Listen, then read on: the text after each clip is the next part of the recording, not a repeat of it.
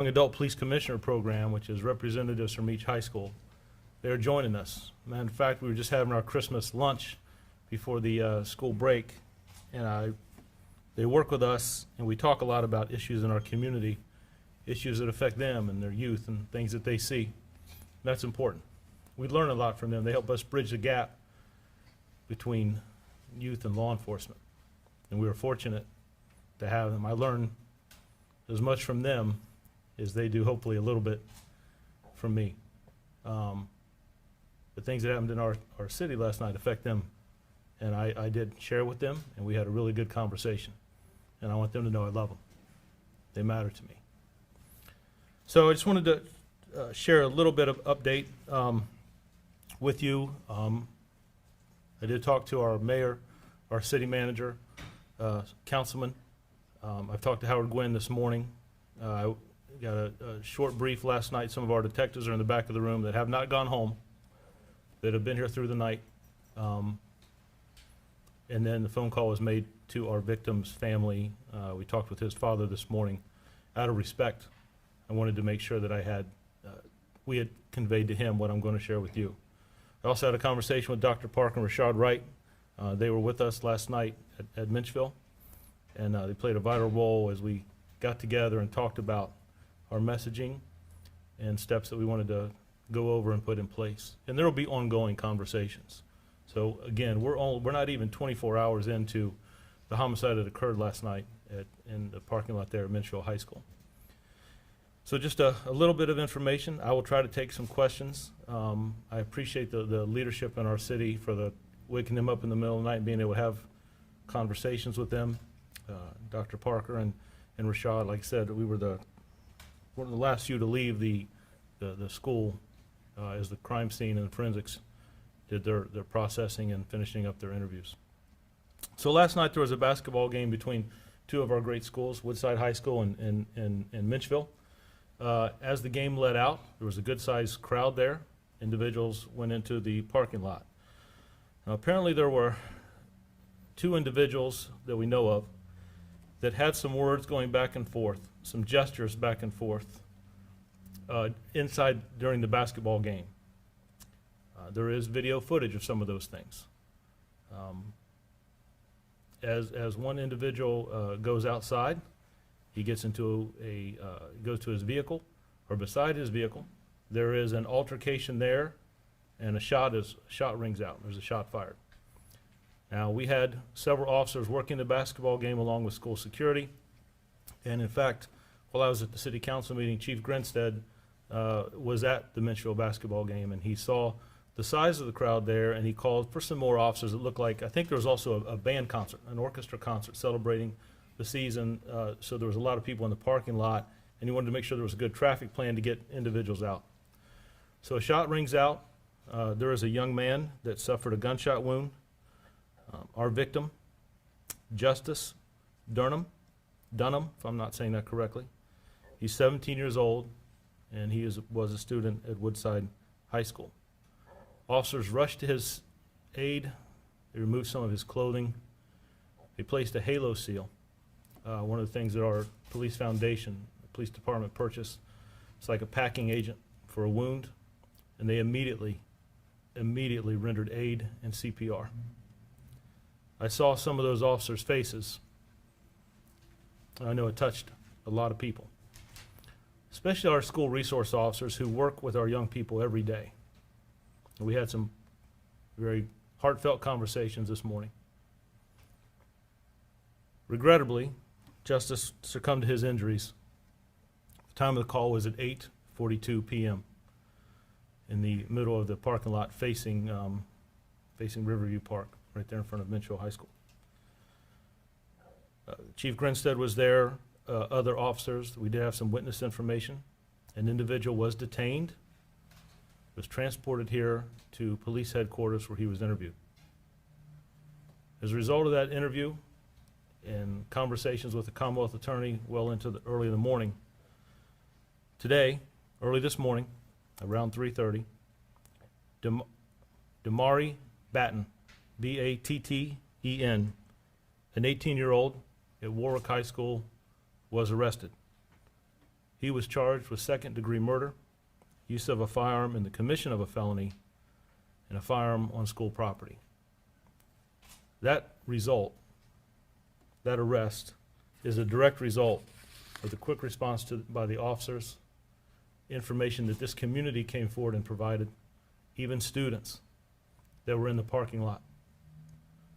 And then the work from the detectives, what they could collect from technology, from forensics, and the information that they received from people at the scene. And I know, like I said earlier, a lot of them have not gone home. They've been here through the night. Family members showed up. It was kind of chaotic with what had happened with the large amount. We had school representatives and police working together to usher people out. We had several people still in the school. We wanted to make sure that, we had the crime scene. We always start bigger and shrink it, but we wanted to make sure we preserved evidence. That's important for our case. We did recover a firearm, and we also recovered 2 other firearms. So I'm not going to go much further into that. I did have a conversation with Mr. Gwynn this morning, but we know that there were 3 firearms, one used by our suspect, and the other 2 were in the vehicle that our victim arrived in. And I can't go much more into that, but I think it's important that we're open and transparent of what we have at this point. I cannot thank the officers enough that responded. And I'll tell you who else impressed me, and Val Young brought it up to me this morning, were the students. That is a chaotic scene. It could have gone a very different way. The students respected what the officers asked them. They moved to different areas. They were able to give us space so we could render aid. They worked with us on meeting with their families. As you can understand, there were certainly some parents that were concerned. Dr. Parker, Rashard Wright, several members of the school board responded. Councilman Harris was there with us. We went into a smaller gym and kind of talked about what our plan would be. At that point, it was to preserve the crime scene and process what we had. It was to get family members in their vehicles or to their vehicles and out of the parking lot so they could go home without disturbing any evidence. And then, of course, from Captain Petrosky and his team to process the crime scene along with forensics and collect the evidence, and then deal with our families. I'd be remiss if I did not say that my heart goes out to both families, especially Justice's family and their loss. Like I said, I believe it was either the lead detective that made contact with him this morning to let him know that an arrest had been made. I know that doesn't bring justice back, but it does allow for some closure. So there's still a lot of things to do. Interest that I have is, where did those firearms come from? Why were they there? What was the argument about inside? Going over video footage. We spent a lot of investment.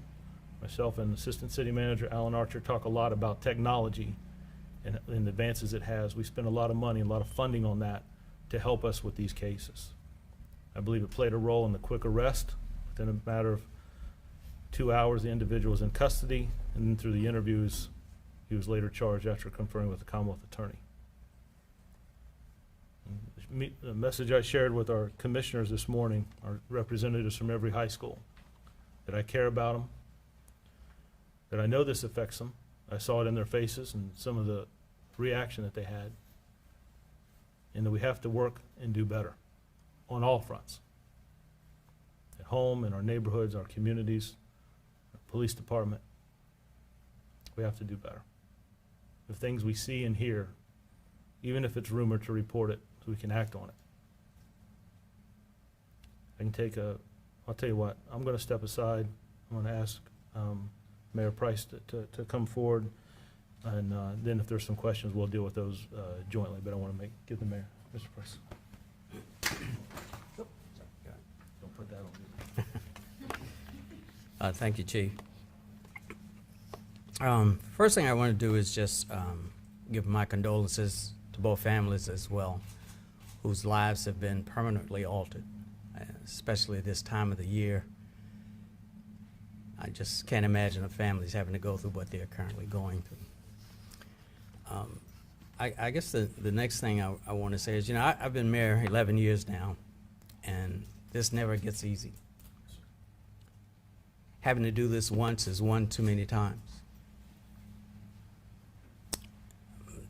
This is not just a problem in Newport News, not just a problem in our region, but a problem in our country. Quite frankly, in my opinion, there are just too many guns. Access to them is too easy. And as a country and as a society, we won't do what is necessary to keep not only our children safe, but our own families safe. Something has to be done. What will it take? Even when a congressman can get shot, we still won't change the laws. I'm on various committees, locally, regionally, and nationally, about gun violence. We try and bring in best practices. We try and do resources. We've given over $9 million to the city since 2014 about youth and gang violence. Money isn't going to solve the problem. The police department is not going to solve this problem. Our schools are not going to solve this problem. Every one of us has to look in the mirror and say, not only what can we as government do, but what can I do individually? When will this stop? When will we stop meeting like this and having condolences to the families, but it goes on and on and on? And this is painful. It's painful to the police officers who witnessed this, who were there, to the students who are there, who probably don't feel safe now going to school. I'm just at a loss. But I do know that at some point we will have to do something. We will come to grips with this as a country. And at some point, we will have the courage, I think, as a society, to deal with this issue. Gun violence is out of control, period. Period. It's just out of control. When it's easier to get a gun than a pack of cigarettes. 3 guns. 3 guns at the scene. It could have been a whole lot worse. Thank God it wasn't. Parents, we have to, and I'm not saying in this instance they were at fault. We don't know yet. But parents are going to have to be responsible for our children, their easy access to guns. It's now a law, and you're seeing it nationally. Parents are being accused of negligence when guns are available to them. Our legislatures are trying. We are trying, as a division, as a school, as a society. But it's got to be up to each one of us, I think, to make this cycle of insanity stop. So I'm going to open it back up in case you have some technical questions that the chief can answer, and any of me, let me know. Chief, can you reconfirm for us, was Justice Dunham 17 years old? Was he involved in the altercations inside the gym and outside at the car? Yes. He was involved in both of Yes. those. And Damani Batten has been taken into custody. Can you confirm the spelling of his first name? And he did go to Warwick High School, is that correct? That's correct. He is 18 years old. Spelling is D-M-A-R-I-B-A-T-T-E-N. He does go to Warwick High School, and I should have mentioned the great relationship that we have with our Hampton, our neighbors next door. I did talk to Chief Talbot last night and again this morning, just making sure it was, our number one priority is always going to be our youth. And we just talked to make sure that did we have anything that was related whatsoever. It doesn't appear to anything related to what we had happen here or anything into Hampton, but we did have a conversation this morning. Can you tell us anything more, what more can you tell us about Justice Dunham, 17 years old, in school? Out of respect for his family, I'm not going to go any further into either one of those two young men. Like I said, we had a conversation with his father last night and again this morning. There's a lot of information that we still need to investigate. I want to look at comments, social media posts, a lot more video footage. Schools have been very, very gracious to allow us to have access to those things. And that matter of fact, before we even came down here, that was still going on. So, like I said, there's a lot, we know what happened and we know who did it. For me is why.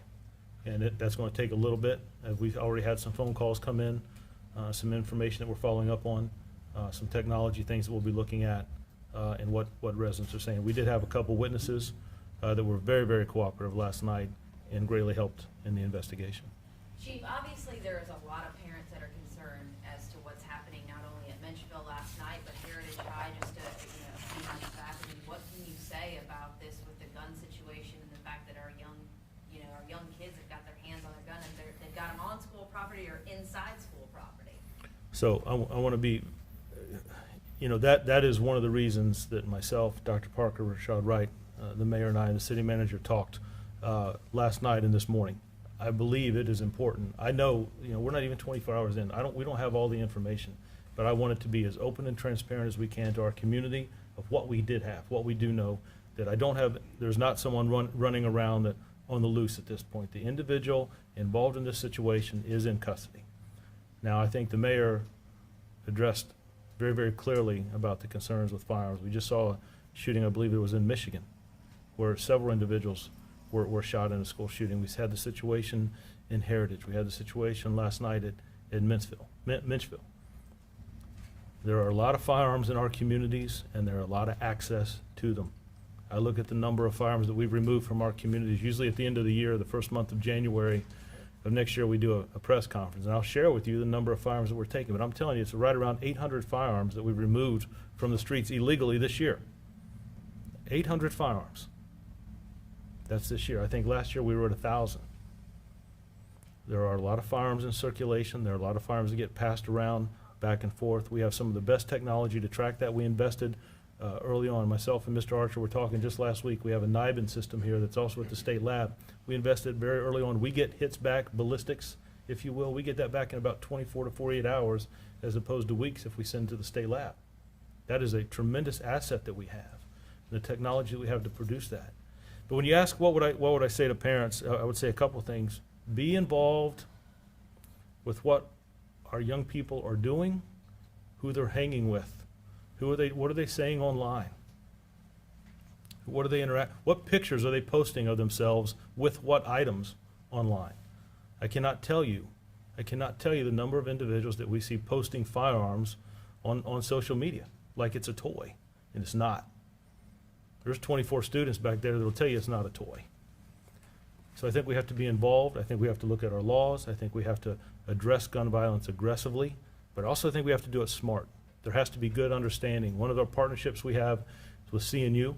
They're doing a study here about the individual shootings we have and our homicides in this city, and some of the issues that portray to violence. They're going to be able to categorize that and work with us about how we attack then what is identified. I wish I could tell you that it was happening in one neighborhood, in one location, we could surround all our resources, but it's not. The majority of homicides in our city this year have happened in the north end. That's not what we've seen in the past. I will tell you, we're sitting at about an 82% clearance rate in our homicides. That's huge. The national average is 62.3. That is because of the hard work of detectives, citizens coming forward, and technology that we have. But I think we have to be invested in our young people, in our youth, and who they interact with. What are they doing? What are they saying? Where are they going? I'm not blaming parents, but I think all of us play a role. You mentioned that you confiscated 3 firearms. Can you talk did they enter the school? Is there metal detectors at Menchville? I'm not going to get too much into anything with the school. I can tell you we don't have any information at this point that says those firearms were inside that school. Well, a report said that they had metal detectors, and everyone that went into the game went through the metal detectors. Were the guns inside the gym at the time of We recovered 3 firearms in vehicles in the parking lot of Menchville High School. Chief, you mentioned gestures inside of the gymnasium. Can you say if it was gang-related? What do you mean? It's certainly something that we're looking at. I can't confirm that, but we're not ruling it out. I will tell you, they're upstairs right now, going through a lot of footage that the school has helped us have access to. They've been very, very gracious, but we're looking at that. And we do have homicide detectives and gang detectives looking at that information. And you said, talking about shots fired, I mean, what are we talking about in the parking lot? Was it just one shot fired? Was That's it correct. multiple? One shot was fired, one shell casing was recovered. And you said Captain Petrowski, Chief Crozo, is that correct? That's correct. Yes, one shot was fired, one shell casing recovered. and you said 2 of the guns were in the car the victim was in, I guess, with his friends? That's correct. How many friends did he have with him? I don't want to go much more into that because there's still some individuals we want to interview, and I don't want to hurt Mr. Gwynn's case as we move forward and still interviews that the detectives are doing. But Mr. Batten was in the other car, and then the victim was at his car, right? So the victim was at the victim's vehicle, and Mr. Batten had approached the victim at his vehicle. So Batten's on foot, not in his car? That's correct. He's out of the car? That's correct. And what words were exchanged? Can you tell us? I that? cannot. Can you confirm for us again what was going on inside the gym, as much as you can? I know you've said it once Sure. before, but can you give a little bit more detail? No, I can't because I don't want to taint any information. I know they're going through that footage. I can tell you that from what I understand, 2 individuals on opposite sides and verbal and some gestures back and forth. And then I think some footage shows one individual walking out and then a little bit later the other. And the gestures you are further investigating as to whether they may have been gang I will tell you, I'm not ruling anything out. I don't know if it could have been a particular finger or if it could have, what those gestures are. But I do have detectives looking at those things. Okay, you're a compassionate man. We know that. We've been to these, and we've seen the compassion, the emotion. Over the weekend, on Saturday, there was a shooting at Aqueduct Drive. Then there was a fatal shooting at Brighton Lane. And then you had a care walk yesterday. Yes, sir. If I understand correctly. Yes, sir. And then we had the shooting last night. Yes, sir. For a compassionate chief, how frustrating is it for you that I have to read this off to you? Well, you use the word frustrated. I'd probably use a different, more graphic word, but I won't use it here. When I see the hard work that these men and women do day in and day out, if we haven't shared with you, if you don't know it already, that the homicide that occurred the day before on Brighton, there are warrants on file. That individual has been identified. There are felony warrants currently on file as we speak. And we're working with our federal partners and state to locate that individual. But it is frustrating because I think the mayor laid out. He's been mayor here 11 years, and the different strategies that we put forth. We have a great relationship with the Commonwealth Attorney.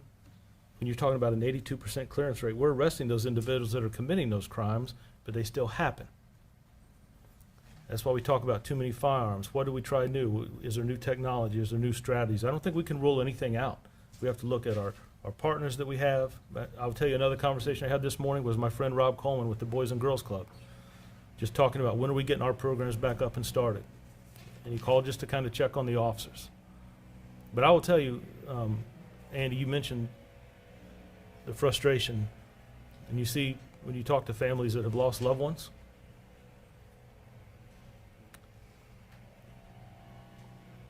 and the officers that respond, and I will tell you, there's a couple that we set up aside today that I need to make sure they see a psychologist just to check on them because I care about them.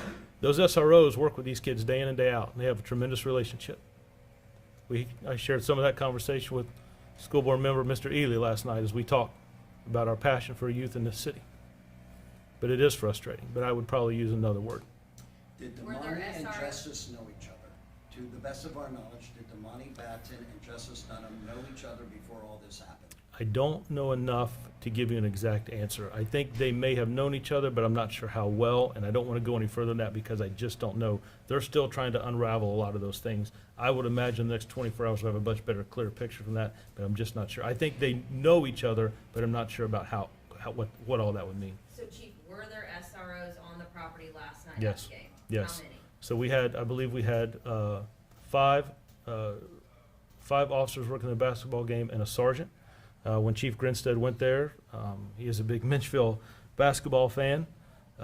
He had been there Friday night as well to the game after we had the tree lighting down at Brooks Crossing. And he saw the large crowd that was there last Friday immediately, I was at the city council meeting, he had texted me and said there was a large crowd, he was gonna call for some more officers. So he had already done that, probably because of what he saw in the parking lot, how big, he had two different events. So there were other officers that came, I think at some point, there were probably 12 to 13 officers, but then once the shooting occurred, there was considerably more than that. When you say large crowd in a parking lot, are we talking like dozens, are we talking hundreds of people? I mean, what was going on in that parking lot? I think they estimated last night there were 11 or 1,200 individuals that may have been around that game. But you have to also remember the parking lot was full, but there were two events. There was a large rival basketball game, right, Woodside and Menchville. But there was also, if I'm correct, a band, a concert, an orchestra. So they had two events going on. So that parking lot was full. And Menchville's a good-sized landmass, but that parking lot was full. I think they had people even parked in the grass, and Chief Grinstead took it to call other officers and let me know that was happening. We understand that on the PA system, as the game was ending, someone got on and said, we want Woodside to go out this side, and we want Menchville to go out this side.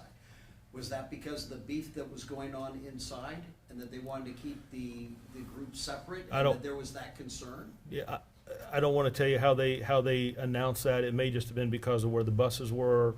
I don't know the answer to that, and I don't want to, I'll refer that to the school system to address on what they put out on the PA. Deidre, was, Batten, was he at the scene when he was detained? Yes, he was detained at the scene. Chief, between the gestures and the shooting, were officers given a chance, or did they have a chance to intervene in what happened? Well, so we definitely intervened in the shooting once it occurred, but we started moving our officers outside because of, as the game was ending and the large amount of people coming out and trying to get in vehicles. Chief Grinstead had positioned correctly. I would have done the same thing to put more officers in that parking lot. The game was letting out, and if anything were going to happen, I would suspect it would take place in the parking lot. So there was nothing that caused them to kind of move toward these individuals that maybe alerted them before the shooting occurred? Not that I know of. I believe there was moving officers into the parking lot because it was going to be very, very difficult and challenging to get vehicles out of that parking lot because of how packed it was, and people were coming out. Once the scene was locked down and the crime scene tape was put up, so there were some cars that were kind of in the crime scene, right? And there were probably 100 people that were still inside the gym that we needed to get school security, school and police officers together, right? So we got that good communication and get family by family to their vehicle and out as safely as we could. We had officers posted at the entrances there to keep traffic flowing, but there was a lot of vehicles that we had to get out. Now, it did take a while. Chief, how many people do you think saw the shooting, and what do you say to those individuals that saw something like that at their school or the rival school? The first thing I said to the young adult police commissioners when I met with them at noon was I apologized to them that this happened in our city. I apologized to them that they had to be around it and see it, and that it took place. I think those that saw it and stayed by and were bold enough to talk to detectives and tell them what they saw and what happened. But I will tell you, I'm not going to judge the youth of this city about that incident, because we have some of the best talented young people in this city, that they care. It is almost Christmas break. And there are 24, 25 students back here hanging out with the police department today because they care about this city.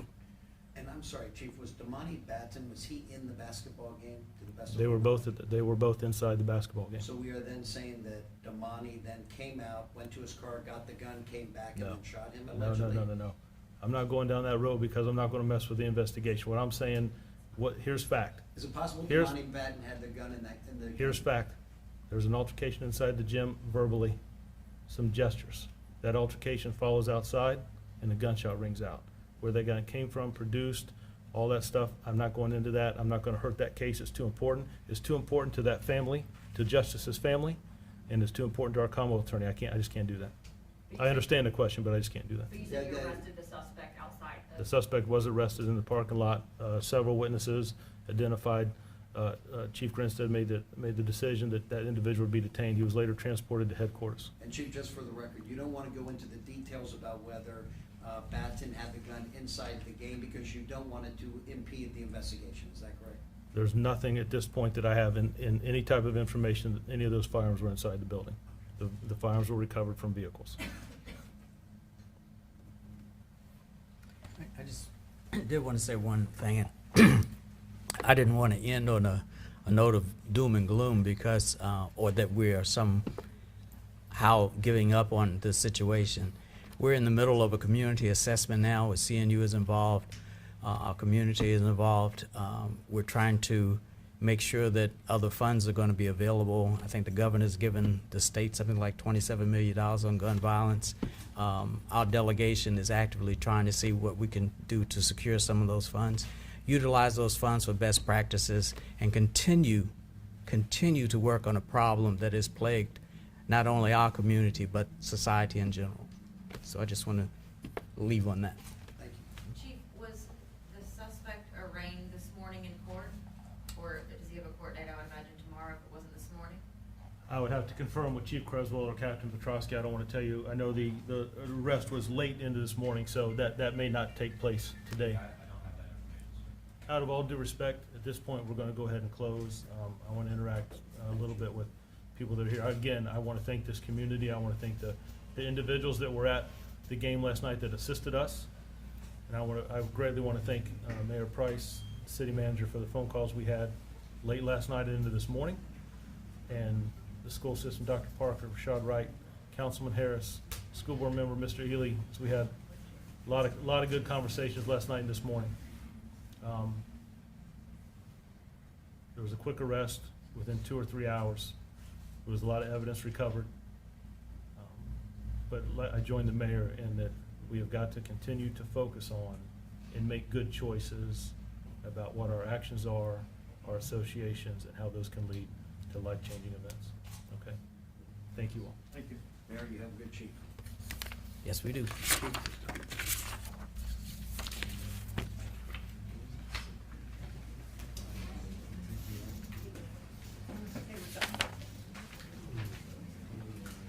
I was corrected, I correct.